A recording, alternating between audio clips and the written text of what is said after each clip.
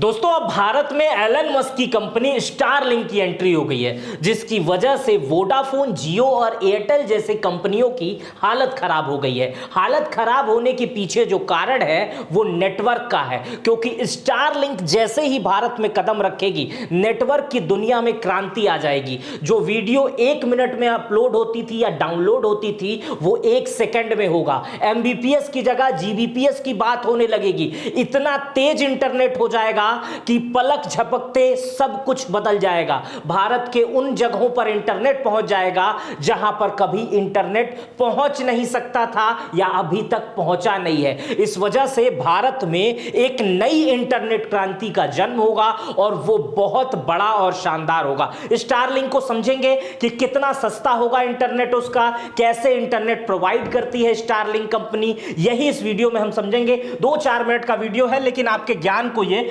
बहुत बढ़ा सकता है। चलिए वीडियो को शुरू करते हैं स्पीड से। कितनी होगी स्पीड? अब इस स्पीड को समझने के लिए आपको स्टारलिंक कंपनी के बारे में समझना होगा जो स्पीड देती है। स्टारलिंक कंपनी 25 एमबीपीएस से 220 एमबीपीएस तक की स्पीड देती है। अब आप ये कहेंगे अरे भाई एयरटेल उससे ज्यादा देता है, वोडा उससे ज्यादा देता है, 400 500 एमबीपीएस का क्लेम होता है। वो क्लेम कई रिकॉर्ड्स में झूठा साबित हो जाता है। जो दिखता है वैसा होता नहीं है। ऐसे इसको समझ सकते हैं कि बहुत सारे कंपनियां जो होती हैं, जो चाइनीज या जापानीज कंपनियां हैं, उसके मोबाइल फोन होते हैं, उसमें क्लेम किया जाता है कि ये 108 मेगापिक्सल का कैमरा है, लेकिन जब आप उससे फोटो खींचेंगे तो वो किसी क्रम की नहीं होती है। वहीं पर आईफोन क्लेम करता है कि भाई ये 48 ही मेगापिक्सल है, ये 12 ही मेगापिक्सल है, ये 8 ही मेगापिक्सल है, लेकिन जब आप फोटो का कंपैरिजन करते हैं तो दोनों में जमीन आसमान का अंतर होता है। अगर मेरी महिला दर्शक नाराज ना हो तो ब्यूटी पार्लर में जाने से पहले और जाने के बाद का जो चेहरा होता है वही एलन मस्क की स्टारलिंक और वोडाफोन और एयरटेल में अंतर होता है। समझ रहे हैं बात को? दिखता कुछ और है, होता कुछ और है। तो एमबीपीएस का खेल है। लेकिन ये जो सैटेलाइट इंटरनेट है वो 25 एमबीपीएस से लेकर 220 एमबीपीएस जो देगा वो फुल स्पीड में देगा, बहुत तेजी से देगा। आगे इसको समझते हैं। कितने पैसा देना होगा आपको? अभी जो अन्य देशों में चल रहा है मामला, वहां 10 से 12 हजार रुपया महीना देना होता है। लेकिन कहा यह जा रहा है, सूत्र बताते हैं और तमाम विशेषज्ञ जो नेट के हैं वो बताते हैं कि भारत इंटरनेट का बहुत बड़ा मार्केट है। यहां पर लगभग 50 करोड़ से ज्यादा लोग इंटरनेट इस्तेमाल करते हैं। इसलिए भारत में आने के बाद ये $8 प्रति महीना तक हो सकता है, लगभग 800 रुपया महीने तक हो सकता है। लेकिन जो डेटा प्रोवाइडर कंपनी है इस समय, जिनके आपके वहां सेट टॉप बॉक्स या तमाम बॉक्स जो इंटरनेट देने वाले लगे होंगे, वहां पर भी यही चार्ज होंगे। 800, 1200, 1400, 1500, 1600, 3-3 हजार के प्लान लोग महीने के लेते हैं जिन्हें हाई स्पीड चाहिए होती है। लेकिन ये जो है 800 रुपए महीने से स्टारलिंक शुरू कर सकता है, लेकिन इसका इंटरनेट बहुत तेज, बहुत शानदार और कहीं पर भी होगा।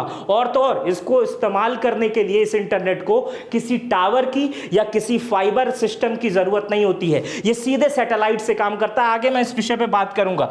गीगाबाइट्स को समझिए और एमबीपीएस को समझिए। अभी तक जो स्पीड्स आप यहां पर देखते होंगे, सर्च करते होंगे नेट स्पीड टेस्ट, तो उस पे आपको एमबीपीएस की स्पीड आती होगी। लेकिन जो एलन मस्क बात करते हैं वो जीबीपीएस की बात करते हैं। जीबीपीएस को समझ लीजिए। 1000 एमबीपीएस का 1 जीबीपीएस होता है। 10 लाख केबीपीएस का, या कह ले 1 जीबीपीएस में 10 लाख केबीपीएस होते हैं और 1 जीबीपीएस में 10 करोड़ बीट्स होते हैं। पहले जो इंटरनेट की स्पीड आती थी वो केबीपीएस में आती थी, बाद में एमबीपीएस हो गई। लेकिन अब हम जीबीपीएस तक पहुंच चुके हैं और जीबीपीएस वो टेक्नोलॉजी है जहां पलक झपकते काम होगा और वो इंटरनेट प्रोवाइड कराएगी भविष्य में स्टारलिंक। सोचिए कितना बड़ी क्रांति हो जाएगी। इंटरनेट बफरिंग खत्म हो जाएगा, पलक झपकते चीजें डाउनलोड हो जाएंगी, चीजें घूमना बंद हो जाएंगी और उस स्थान पर इंटरनेट मिलेगा जहां पर आप कभी समझ भी नहीं सकते, सोच भी नहीं सकते। जैसे पहाड़ों के ऊपर, बहुत ऊपर, समुद्र के नीचे, कहीं पर भी, किसी भी गांव में। अब जैसे मान लीजिए आपके गांव में ब्रॉडबैंड का कनेक्शन नहीं होगा क्योंकि फाइबर केबल दौड़ानी रहती है, खंभा लगाना रहता है, टावर दौड़ाना रहता है और कंपनी को एक कनेक्शन देने के लिए लाखों रुपए खर्च कर जाना पड़ता है। इसलिए कंपनियां छोड़ती हैं, इस गांव में इंटरनेट नहीं देते हैं, इसलिए वहां पर ब्रॉडबैंड नहीं लग पाता है, लोगों के पास इंटरनेट नहीं रहता है। लेकिन स्टारलिंक के साथ ऐसा नहीं। स्टारलिंक का सब्सक्रिप्शन लीजिए, स्टारलिंक का टावर घर ही पे छोटा सा इतना बड़ा लगा लीजिए और फुल स्पीड में एंजॉय करिए इंटरनेट को अपना काम करिए। आगे समझते हैं भारतीयों को क्या फायदा होगा। समझिए भारत को क्या फायदा होगा इंटरनेट की दुनिया में। रेगिस्तान हो, समुद्र के अंदर की जगह हो, गांव हो, देहात हो, श्रीनगर का पहाड़ हो, उत्तराखंड का केदारनाथ हो, या एवरेस्ट का चोटी हो। एवरेस्ट हालांकि नेपाल में है, लेकिन भारत में जितनी ऊंची जगह है, जितनी नीची जगह है, जितनी रेगिस्तान जगह, जहां टावर लगाना संभव नहीं है, जहां केबल फाइबर बिछाना संभव नहीं है, वहां पर आपको फुल इंटरनेट स्पीड में मिलेगी। मतलब नेटफ्लिक्स आराम से देखेंगे बगैर किसी बफरिंग के, और कोई काम भी करते हैं तो वो भी कर देंगे। कैसे काम करता है स्टारलिंक, आइए समझते हैं। स्टारलिंक जो होता है वो ऐसे काम करता है। ये देखिए, ये उपग्रह है, ये सैटेलाइट है, ये सैटेलाइट है, ये सैटेलाइट है।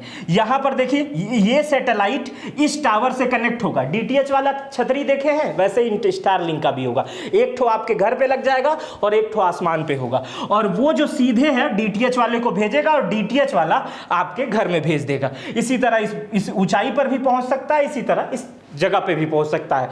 मतलब आप जहां पर भी ब्रॉडबैंड जैसे आप लगवाते हैं, वैसे स्टारलिंक का जैसे आप सब्सक्रिप्शन लेंगे तो उनके लोग आएंगे और उसके बाद आपके वहां एक छतरी टांग देंगे, और वो छतरी आप कहीं भी रहते हैं, पहाड़ के ऊपर रहते हैं, वहां इंटरनेट एकदम तेज स्पीड से 220 Mbps की रफ्तार से आएगा। जहां पलक झपकते आप पहाड़ों के ऊपर बैठ के, समुद्र के किनारे बैठ के, सुदूर किसी गांव में बैठकर इंटरनेट का स्पीड से काम कर सकते हैं। मतलब आप समझिए ऑफिस वर्क कितना तेज हो जाएगा। आज के समय में मुंबई में, नोएडा में लोग सिर्फ इसलिए रहते हैं क्योंकि सारी फैसिलिटीज अच्छी है। इंटरनेट फैसिलिटीज से सारे काम होते हैं, कॉल सेंटर्स में सारे काम इंटरनेट फैसिलिटीज से होते हैं। अब वही इंटरनेट अगर आप सोचिए कि एक दूर गांव में मिलता रहे, रेगिस्तान के, वहां पर सारा स्टाफ मैनेजमेंट चला जाएगा, सारा नेटवर्क आ जाएगा, सारा काम तेजी से होने लगेगा, जमीन भी वहां सस्ती मिलेगी, किराया भी सस्ता होगा, और सारी क्रांति जो है, जो महंगी थी, वो सस्ती हो जाएगी। समझिए कितना फायदा होगा।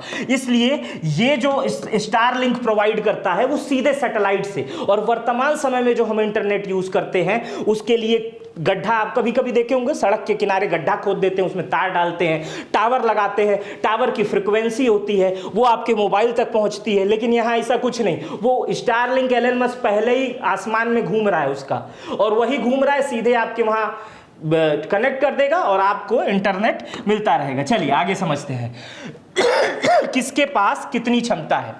अब इंटरनेट समझते हैं। भारत में जियो की क्या स्थिति होगी, एयरटेल की क्या स्थिति होगी, क्योंकि भारत में स्पेक्ट्रम का जो ये आवंटन है वो एक नए तरीके से इस बार होगा। कैसे होगा वो मैं आपको आगे समझाऊंगा, लेकिन पहले क्षमता जान लीजिए कि स्टारलिंक एलन मस्क की कितनी क्षमता है और भारत में इसका कितना बड़ा असर पड़ सकता है और कंपनियां आए। तो पहले तो मैं बता दूं कि भारत में ना तो जियो के पास कोई सैटेलाइट है और ना ही एयरटेल के पास कोई सैटेलाइट है। ये एयरटेल कंपनियां या जियो कंपनियां सैटेलाइट को किराए पर लेंगे दूसरी कंपनियों से, जिनके सैटेलाइट इस समय आकाश में है, उनसे किराए पर लेंगे। लेकिन कंपैरिजन समझते हैं कि क्या स्थिति होगी। देखिए स्टारलिंक के पास जो इन्वेस्टमेंट है, अब तक एलन मस्क ने $19 बिलियन का इन्वेस्टमेंट किया है स्टारलिंक को लेकर। इतना पैसा होता है ना, जिस घर में से आप ये वीडियो देख रहे हैं उस घर में अगर 2-2 हजार की नोट बंद हो गया, डॉलर समझ लीजिए, आपके जैसे 100 घर में भर दिया जाए ना तो भी पैसा नहीं खत्म होगा। इतना पैसा, इतना इन्वेस्टमेंट हो चुका है। स्टारलिंक के पास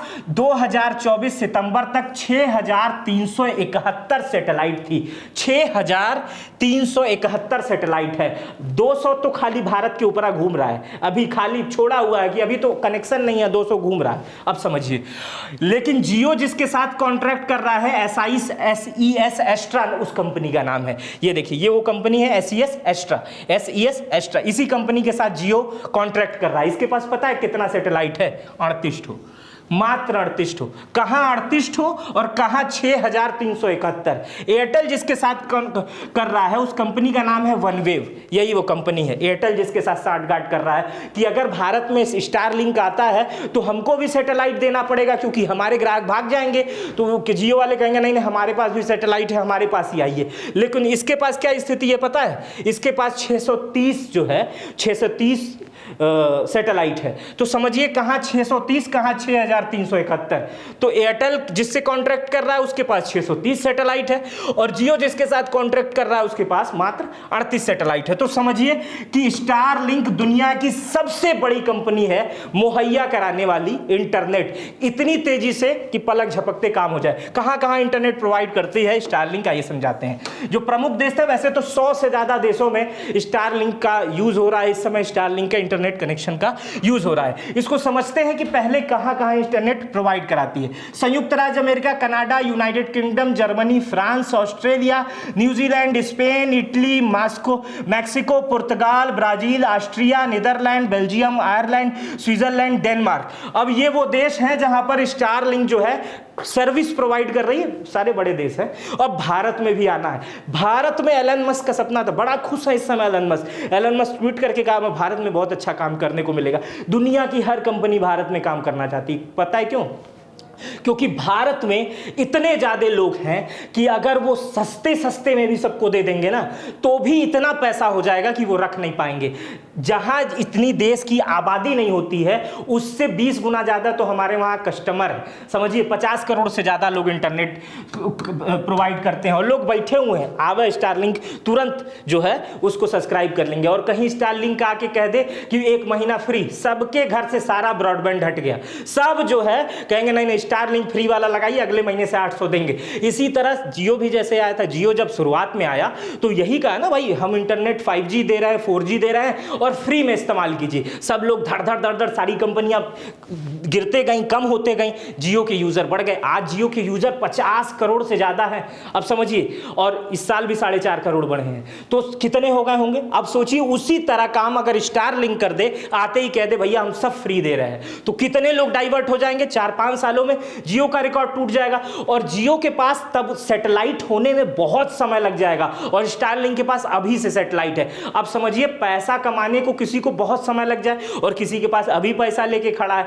तो समझिए स्टारलिंक के साथ वही कंपनी है। अब इसको हम आपको समझाएंगे ऑक्शन, भारत में इसको परमिशन कैसे मिलती है। ऑक्शन होता है किसी चीज का, यानी नीलामी होती है, लेकिन भारत स्टारलिंक के साथ नीलामी वाली प्रक्रिया में आ नहीं रहा है, जिससे जियो और एयरटेल वाले बड़े नाराज हैं, बहुत बड़ी बड़ी बात कह रहे हैं। ये क्या कह रहे हैं समझते हैं। दोस्तों भारत ने कहा है हम इसका ऑक्शन नहीं करेंगे, ऑक्शन नहीं करेंगे, नीलामी नहीं करेंगे, इसे एडमिनिस्ट्रेटिव प्रोसेस से अलॉट करेंगे। एडमिनिस्ट्रेटिव प्रोसेस यानी प्रशासनिक प्रक्रिया, इसको आगे समझाएंगे। ऑक्शन नहीं करेंगे मतलब नीलामी नहीं करेंगे। इससे पहले जो नीलामी हुई है वो 3G, 4G, 5G की स्पेक्ट्रम की नीलामी हुई है, लेकिन 2G स्पेक्ट्रम आपको याद होगा, 2G स्पेक्ट्रम की नीलामी नहीं की गई थी, उसे पहले आओ पहले पाओ की नीति से आवंटन किया गया था। लेकिन आपको उस समय याद होगा कि कांग्रेस की गवर्नमेंट थी और बहुत ज्यादा घोटाले का हल्ला हुआ था कि 2G स्पेक्ट्रम में 1,76,000 करोड़ का घोटाला हो गया, जिसमें ए राजा और